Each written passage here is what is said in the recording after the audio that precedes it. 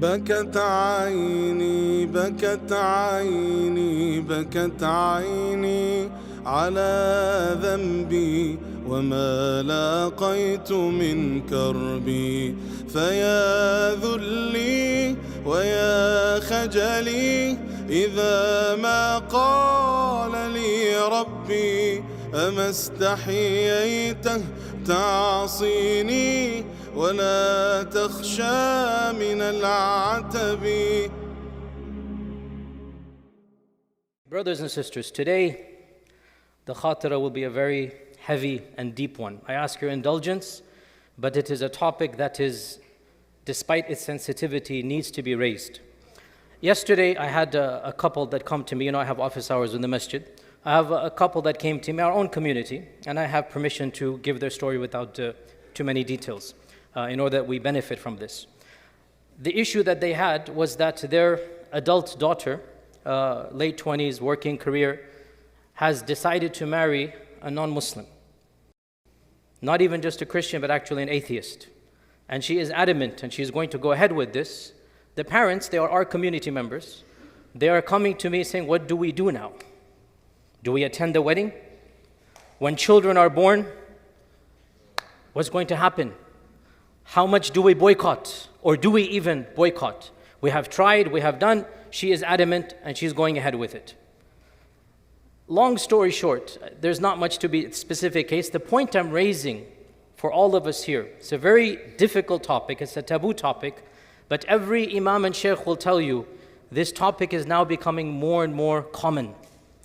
And I firmly believe that prevention is more important than the cure. Correct?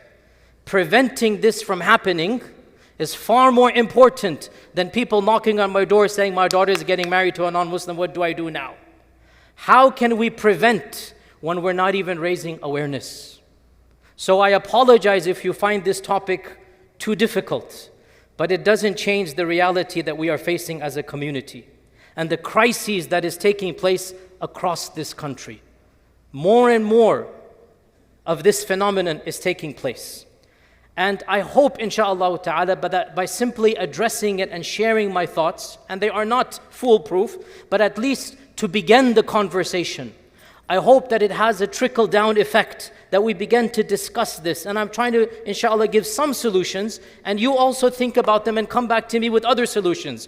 Collectively, we can try to bring about more preventative measures. There is no foolproof or 100% guaranteed, but we can try to raise the bar so that this becomes less common. So I want to begin by stating the obvious, and that is that there is no question from a legal fiqh perspective, such a marriage is not a marriage.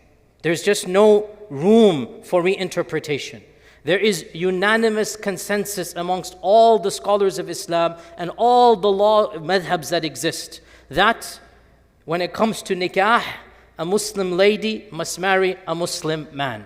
There is no difference of opinion, and this is something that there is ijma' or unanimous consensus about. So we say unequivocally that any person who comes and wants to rechange this law, we say no, it cannot be changed. The Quran is explicit, and the Sharia has come with what is called ijma' or unanimous consensus. But the issue and the problem is that at this stage of her life, she doesn't care what ijma' says.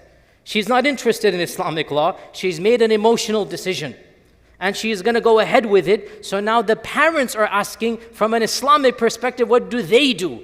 I don't have any, the daughter didn't come to me, she's not interested. She knows what is haram and halal, she's decided to do this. So my conversation is not with the one who's decided. My conversation is with the parents of children, me and you.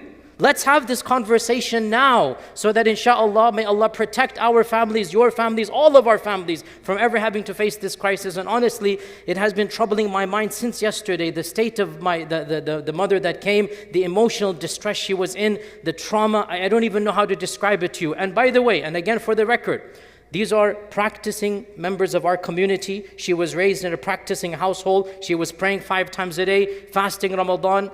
And then what happened? This is our member. It's not somebody. This is our communities. And no more details about the family. Let's talk generics. So, brothers and sisters, what can we do to help prevent such a situation?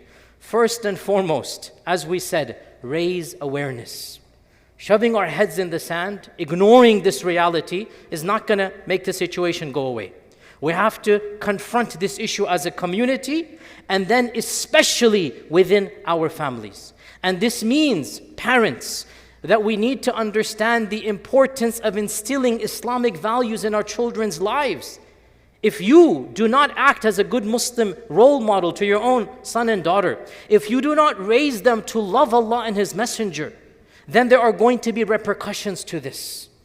And these are some of those repercussions. That having been said, I also want to be very clear here. It is possible that you've done your utmost best and still your son or daughter turns out different, in which case you cannot go and blame yourself. The son of the Prophet Nuh alayhi salam rejected Allah Azza wa Jal. He became a kafir. This is in the Quran. The son of the Prophet Nuh alayhi salam did not accept Islam.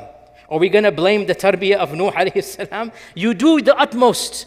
And the rest, there's nothing you can do after that. And I told the mother this, that she came to me, she was crying. I said, you know, you have done apparently from what you have said everything. Now she has made her decision. You can't go back and blame yourself. You did everything. Now, khalas, it is her life. Now she has to face the consequences. Yes, the pain will be there. But you cannot blame yourself if you did your best. But what if you didn't do your best? Which is why prevention is better than the cure. Which is why I'm having this conversation now. Which is why from now we need to make sure we understand being faithful to our religion is not just something that is nice in the community. It is an iman saving matter. She was asking, are these grandchildren going to be my grandchildren? And I said, you know, mahram wise, yes, but sharia wise, no. This is literally the answer. Mahram, biologically, yes, but from a sharia perspective, there is no nikah. These children are born in zina, a'udhu billah. It's a fact, I can't change the sharia for her. And can you imagine how that's going to make her, any of us, feel? So my point is, we need to make sure we understand the importance of preserving Islam within the household, of making sure our children love Allah Azza wa Jal. They want to come closer to Allah. That's the only way that this is going to be prevented, when the love of Allah is more than the love of this man. That's the only way. In this society, fear doesn't work. They don't have that fear. In this society, the stick is not going to work. You don't raise your children like this. They must have a love of Allah, the love of the Sunnah, the love of the religion of Islam, so that they understand, I don't want to do something that would be displeasing to Allah and His Messenger. And that's why point number one of preventative measures, understand the importance of having your children raised upon good tarbiyah, good akhlaq, good knowledge of Allah and His Messenger, pure religion of Islam. And the way to do that is by beginning with yourself. Point number two, we will have to understand another reality. And that is, the culture we find ourselves in is so radically different from the culture that most of us grew up with, that we're going to have to change parenting techniques and styles. I am positive most of you, your parents never once spoke to you about the facts of life, or about awkward issues of biology, or about marriage until after college or whatnot. It was taboo to talk even about this topic. You know what? Times have changed. And if you're not going to talk to your 19-year-old daughter, your 20-year-old son, if you're not going to talk to them about your parameters, about what you expect from them in marriage, you're going to think it's awkward, then who else is going to do that? You're going to have adult conversations with your adult children. That's not the way our parents raised us, I understand. It was a very formal relationship. But that's not going to work in this society. Your child has to trust you. And your child has to know that you are genuinely concerned and caring. And also that you are thinking about these issues. So be proactive. Engage in these conversations before the time arises. You have to put into them the values and be explicit. Your young son or daughter will eventually be a young man or woman. And you not talking about biology and reality is not going to change their feelings and their urges. So we have to be proactive and lay the foundations. Be clear with them. These are my expectations. Also, point number three, and this is again, ideas. I could be right, could be wrong. I'm more than happy to engage with you. But it is my humble opinion. One of the ways we need to rethink through is to make nikah easier within our communities. We have raised the bar of nikah way too high. And if we're going to do this, then what is going to happen? Our young men might go astray here and there, and our young women are also going to go astray, each one in different ways. We have to make nikah easier. Maybe once upon a time, 30, 40, 50 years ago, we're going to have a long list of conditions. You must have this, this, this. SubhanAllah, what is better? That a young man and woman live in some poverty in halal, or that they go to haram? What is better? That they have a halal outlet for that which is normal. Again, I'm sorry to be so explicit, but you do understand the promiscuity around us. You do understand that majority of high school kids are engaging in premarital. This is the default, and our children are a part of that default. So if you're going to make the halal difficult, guess what? The haram is free and cheap and accessible and available everywhere. So I say to you bluntly, make the halal easier. Think proactively. Have conversations. And here, one of the tactics is very shari'i, very pure. You say to your young son, maybe going to be college, first year of college, say, you know what, I know you cannot afford to have your own, house and whatnot, but if you are interested in a sister, a lady, talk to us, we'll talk to the parents, we will have the nikah contract. Just the contract. We call kitab, right? The nikah contract done. So that you can talk, you can spend some time together, but you're not living together. And the rukhsati, as we say in Urdu, or the actual consummation, you can wait till you're available and financially stable. But at least in this interim period, kitab should be done. Nikah formalized. Everybody knows these two have a nikah. Even if they're 20, 21, at least they have each other to comfort, to talk to go out on, restaurants or whatever. There are urges that are normal. If you're going to keep on blocking these urges, say no until you have a job, until you have a house. As I said, the haram is accessible. So another point, make the halal easier, which by the way is of the goals of the Sharia, isn't it not, right? That's why the Sharia encourages low mahar, by the way. That's why the Prophet encouraged that if a good person comes to you, make your son or daughter marry. Don't make it difficult. So we need to rethink through and revive the sunnah of having nikah. It doesn't mean they have to live together. It doesn't mean that they have an apartment or something, but at least make nikah accessible. Have frank conversations with your son or daughter. And another point, again, this is very awkward, but whatever point I'm on here, and that is that you cannot expect your son or daughter in this society to not have feelings when they are of that age. Again, times have changed. And by the way, it's not as if you didn't have feelings when you were 20. The only difference is, that society, you didn't say anything to your mother or father. You just kept it within you. In this society, texting, phone, messages, they don't need your permission. They can contact each other directly. They don't need you. Isn't it better that you give them the option, hey look, keep it halal and I'll have your back. Keep it halal and I'll support you. Put it into their minds. If there's a dignified boy, a good lady, you're interested, we'll speak to the parents, do the nikah contract. So make this something that you put it into their minds and tell them what you're looking for. Explain to them, because here's the point. The lady that came to us yesterday or whatever, she's already infatuated with this man. She's been in a relationship years with this man. Now it's too late. She cannot think rationally because she's been in love for 5 years. Guess what? Before she fell in love, if we had this conversation, if we were given options, maybe it would have been easier because she comes from a religious household. But once you are in love and khalas, your mind cannot think, then what is going to happen? So prevention is better than the cure. Give this option to our children. Another reality that we need to bring up, I forgot which point I'm on, but you can just add it on, is that understand harshness in this society, generally speaking, will be counterproductive. And this is a very difficult topic, but it is true. In this example, yesterday's example, let me just say, for example, suppose the parents were to say, we're not going to do anything, boycott this girl completely. Guess what? She will become a darling of the media. Society will embrace her. The in-laws, everybody, she's going to become a martyr that, oh, her parents had nothing to do with her. At the same time, we cannot embrace her either completely. So there's going to be this awkward in the middle, right? That neither do we accept, but there's still some biological ties. My point is, you cannot use the harshness or strictness. What must be used is the gentleness. What must be used is the love of Allah and the Sharia, and also reality of life. Again, because I have these office hours, people call me. I had a call within COVID. It was 3-4 months ago, I forgot. And this is a story I told the lady yesterday to tell her daughter, and I'm telling all of you as well. This happened with me, i.e. the lady called me up. that she is now in her 40s, another lady. She's in her 40s and she married a non-Muslim man.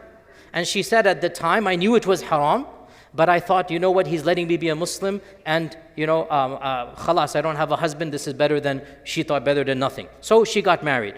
20 years or whatever, 15 years have gone by. Now she hears my khutbah's lecture, she calls me up. And she's crying, she's saying, I have 3 kids now.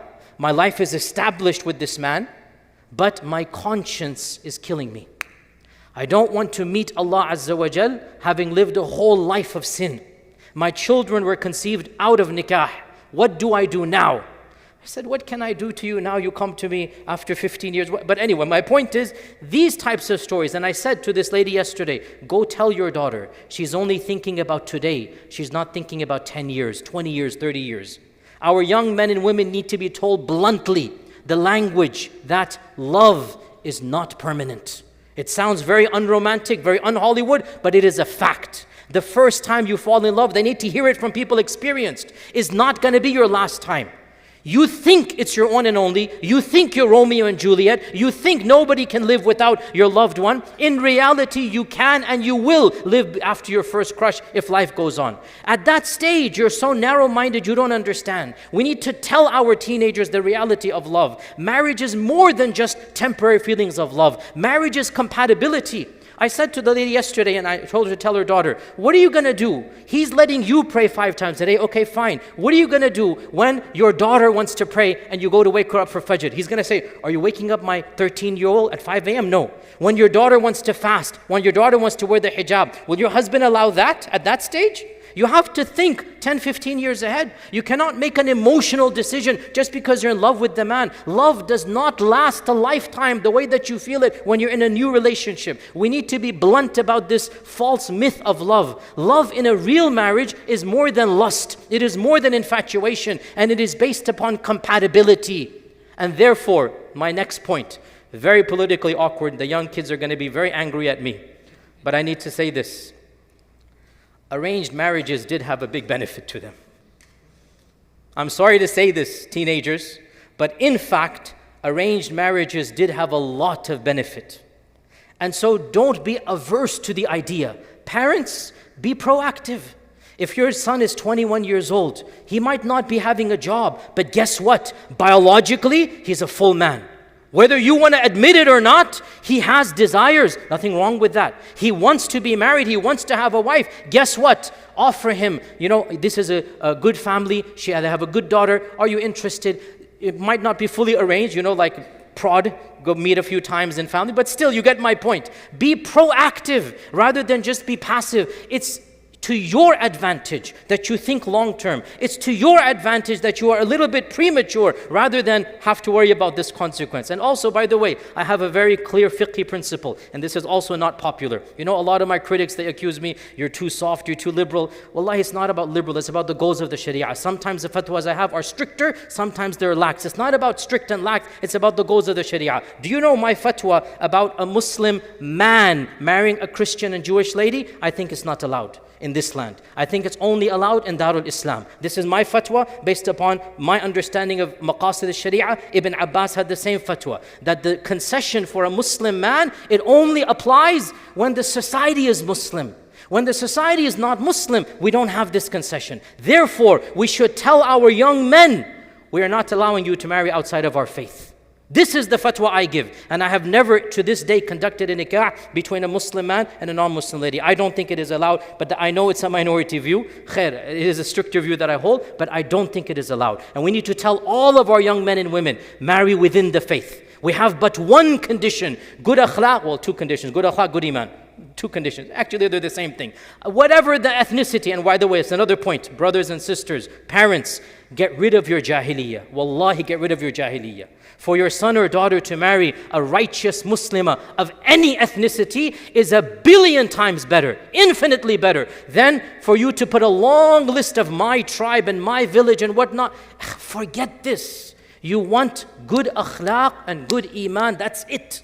Then it's up to the 2 of them if they want to get along in marriage or not. Lower the issues that you have about race and culture and whatnot, and let them, this is a different culture. Your children are not the same culture as you. You know this. They don't speak the same language as you. They don't have the same 100% cultural values as you. So why should their spouse reflect your values? Let their spouse reflect their cultural values. You get my point here. Lower the bar of culture. Be much more open-minded about accepting people of different cultures. That time has gone. You want your children to marry within the faith, not within the race. And I hope, inshallah, that is very clear. Final point, again, much can be said, and I really apologize if you find some of this awkward, but wallahi, akhi, what should I not talk about this? Should we not ignore this issue? And also, we're working together in this regard. Another very controversial point, and please hear me out here. SubhanAllah. Allah help us, I could be wrong, but listen to me. And this is very awkward to say. Please don't misquote me. We have another issue that perhaps might solve this problem a little bit. And that is our gender segregation within our communities is ultra strict. And that type of ultra strictness only works when society follows along. If you're going to have ultra strict within the Muslim community, guess what? You cannot control outside the mosque. You cannot control high school. You cannot control college. You cannot control work. This young lady fell in love with a colleague at work. Years working together. Their relationship is now established. Whatever the parents say, the hearts have now gone on. I know this is very difficult, but hear me out. We need to find a middle balance between segregation that is Shari'i compliant and between the outside culture which we don't agree with. Listen to me carefully, and if I'm wrong, talk to me. But I feel this way. It is healthy for young men and women of our community to know of each other's existence if they're of marriageable age. I think, wallahi, it is healthy that they know of each other's existence in communal gatherings, not in privacy. And for us to understand this, and for us to be forward thinking in this regard, for some halal feelings to develop, and your parents know this, and they understand that our children are in a community, not private, because again, we never want them to be in private. But when they become of marriageable age, is it not healthy in the MSAs, in the colleges, that communal, multiple brothers and sisters coming together, they know of each other's existence, they see the qualities, and the parents should tell the young men and women, if you're interested, come to us, don't go to them. We'll talk to the parents, right? Point is, a little bit of understanding that complete gender segregation is actually counterproductive. And we see this over and over again. I myself have dealt with this multiple times. If you're going to take a young man, a young woman, deprive him or her of any contact with the Muslim community, well then what's going to happen? Some guy shows her some affection at work and khalas, she falls for him. You cannot change biology. A young lady, 25 years old, she wants male attention. If you're not going to allow a little bit and then marriage, guess what? Outside is beyond your control. So we need to have frank conversations at the community level and at the family level to what level of segregation we want. And I say bluntly, my opinion, if I'm wrong, let's come and talk about it. We need to find a healthy, organic balance. It is good for marriage age. I'm not talking about 15-year-olds, marriage age, men and women. And marriage age means 19, 20, 21. That's when they're biologically capable to know of each other's existence, to see the qualities in public gatherings so that they know, oh, you know what, this sister's there, this brother's there, and then they talk to the parents. That can only happen if the parents have already had a conversation with them. That can only happen if you have an open conversation with your children that, hey, look, I know you're only 19, 20, but I want you to have a halal relationship. And I'm going to support you if you have a halal relationship. Bottom line, brothers and sisters, this is a crisis across the Western world, not just in America. And I have dealt with this many dozens of times personally. People are coming to me. I don't have 100% solutions. Frankly, nobody does. Nobody does. No matter what you do, in the end of the day, something can happen. May Allah protect my family and your family. Allah protect all of our families. But we have to be preventive rather than worry about the cure and somebody coming to my office when the marriage is already decided and they're asking, can I attend the nikah or not? And I tell her it's not even a nikah. What are you going to do? And these are not, I don't have an answer to that. Can you attend or not? I told her, by the way, you should not attend. But for how long are you going to boycott your own daughter? And then the children are born. For how long are you going to boycott? You see, these are human factors. The Sharia doesn't tell you to boycott or not, but you cannot accept this as a nikah. Right? So my point is that we need to have frank, open conversations, awkward topics, but the only way we're going to, inshallah, raise the bar is to have these conversations, come back to me, have a communal event. And honestly, I'm thinking, inshallah, within this year or something, let's have an actual day-long seminar about crises of marriage and about how we can propose solutions. In the end, if anything I've said is correct, it is from Allah subhanahu wa ta'ala. If anything is incorrect, it is from myself and the whisperings of shaitan. May Allah subhanahu wa ta'ala protect my children and your children. May Allah azza wa jalla protect all of us from seeing such a day that our children are causing this type of grief to us. May Allah azza wa jalla cause them to live upon Islam and to have righteous spouses with iman. Jazakumullah khair. Assalamu alaikum wa rahmatullahi wa barakatuh. فيا ذلي ويا خجلي إذا ما قال لي ربي أما استحييته تعصيني ولا تخشى من العتب وتخفي الذنب عن خلقي وتأبى في الهوى قربي فتب مما جنيت عسى تعود إلى رضا الرب